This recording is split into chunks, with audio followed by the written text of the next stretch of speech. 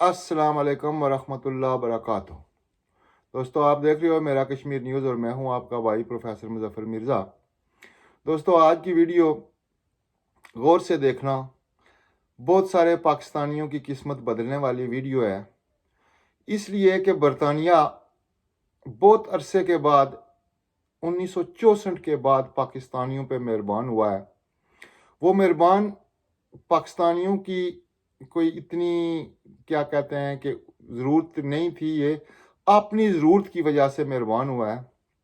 برگزٹ ہوا، European union کے تمام لوگ یہاں سے واپس چلے گئے، اور وہ شعبے جہاں پہ یورپ کے لوگ کام کرتے تھے وہ مالی خالی ہو گئے، اور لوگوں کی اشد ضرورت کے پیش نظر جب برطانیہ نے پہلے انڈیا کو آزمایا تو بہت سارا فراڈ چلا انڈیا میں، جو خاص کر ہیلتھ کیئر ورکر ویزے کے بارے میں بہت سارا فراڈ چلا۔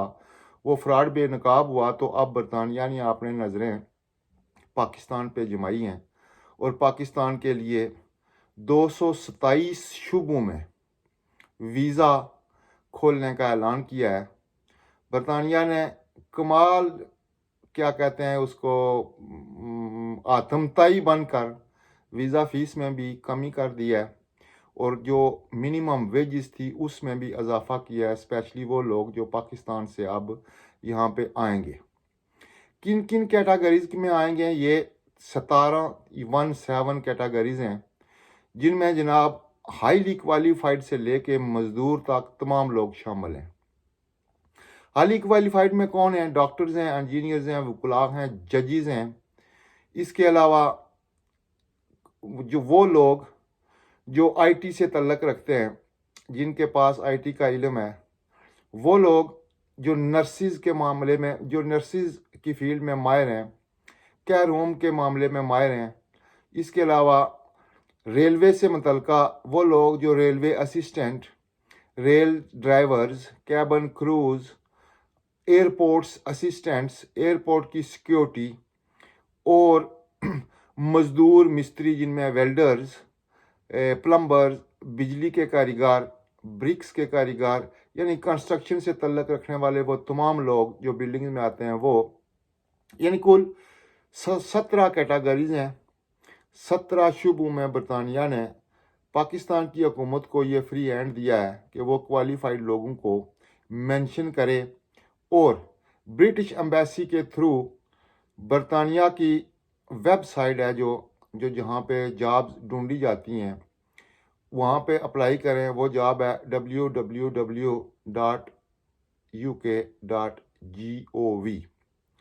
تو یہ خوشخبری دوستو ان لوگوں کے لیے ہے جو بہت کم پڑھے لکھے۔ ہاں، آپ کو ایک اور خوشخبری سناؤں کہ کنسٹرکشن کے شعبے سے تعلق رکھنے والے لوگ، ان کو آئیلٹس کی ضرورت نہیں ہے، ان کو لینگویج سکلز کی ضرورت نہیں ہے، لیکن وہ لوگ جو ایئرپورٹس کے متعلقہ ہیں، یعنی ایئرپورٹ سیکورٹیز، کیبن کرو، ہوائی جہاز کے لیے جو ہوتے ہیں، ہمارے ریلوے جو ریلوے اسٹیشن پہ ریلوے اسسٹنٹ ہوں گے، ریلوے ڈرائیورز ہوں گے، نرسز ہوں گے، ٹیچر ہوں گی، اس کے علاوہ انجینئر ہوں گے، آئی ٹی کے لوگ ہوں گے، ججز ہوں گے، وکلاء ہوں گے، اور ٹیچرز ہوں گے، یعنی ہائی کوالیفائڈ لوگ ہیں، ان کے لیے آئیلٹس 5 سے 6 پوائنٹ ضروری قرار دے دیا گیا ہے۔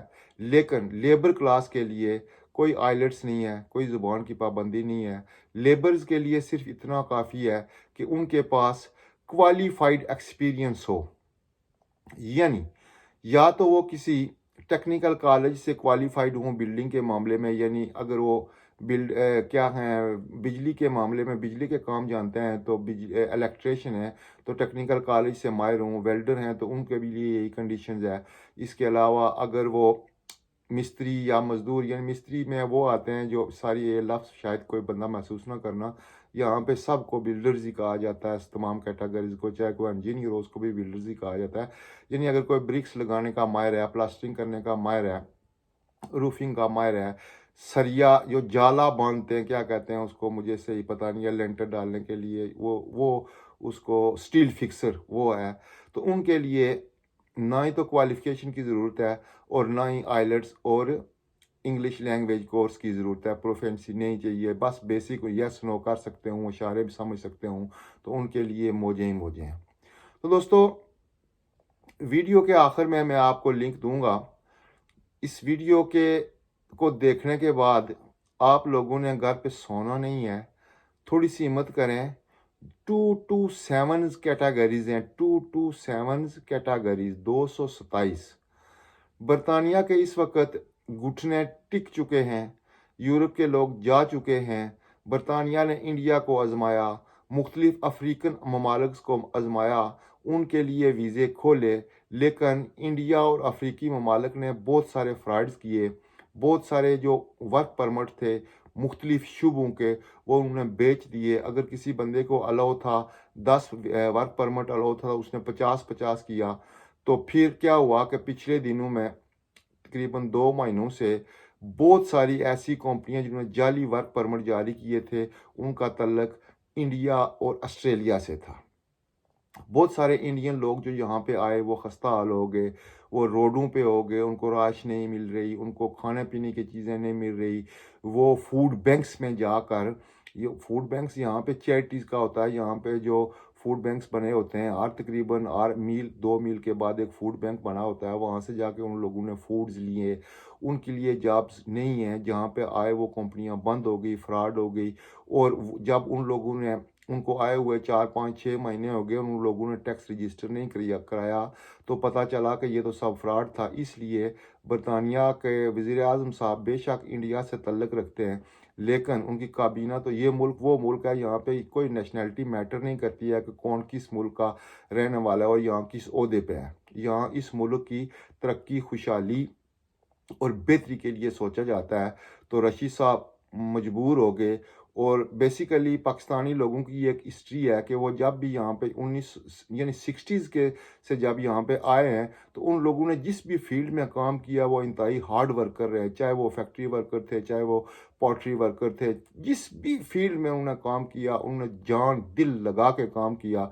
तो आखिरकार बरतानिया की जो पॉलिसी मेकर्स थे, इमिग्रेशन के मायर्स थे, जिन लोगों को ये टास्क दिया गया था कि कहाँ से फोर्सेस मंगाई जाएं, उन्होंने ये फैसला किया कि इस काम के लिए पाकिस्तान से बढ़कर कोई मुल्क नहीं हो सकता। पाकिस्तानी लोग मेहनती हैं, लगन से काम करते हैं, जिस काम में भी वो पढ़ जाते हैं उसको पूरा करते हैं। तो दोस्तों, ये मुख्तलिफ कैटेगरीज में, यानी से ज़्यादा पढ़े लिखे से लेके एक अनपढ़ आदमी तक ये अपॉर्चुनिटीज़ है। और ये अब वीज़ों का हिसाब अगर लगाएं तो ये 50,000 से ऊपर वीज़े लगेंगे। तो ये, हाँ, खुशखबरी ये है कि इन जिन लोगों के लिए जो अप्लाई करेंगे, जिन लोगों की किस्मत खुलेगी, वो अपने बीवी बच्चों को भी साथ लाएंगे। फ़ीस देनी पड़ेगी, लेकिन फ़ीस में बहुत सारी कमी कर दी गई है। जो मिनिमम वेजेस थी यहाँ पे, उसमें इजाफा कर दिया गया है। तो मेरे भैयों, सोते नहीं रहना, जागते रहना, अप्लाई करना, ब्रिटिश एम्बेसी से रब्ता करें, वहाँ से आप मालूमात लें। बहुत सारे पाकिस्तान में कंसल्टेंट्स हैं जो मालूमात देते हैं, जिनके पास पूरी मालूमात होती है, उनसे मालूमात लें, अप्लाई करें और अपने और अपनी फैमिली के लिए कुछ कर गुजरें। दोस्तों, ये मेरा आपसे मेरा आपसे मेरा आपसे वादा है कि आप ज़रूर इंग्लैंड आएंगे। अल्लाह हाफ़िज़।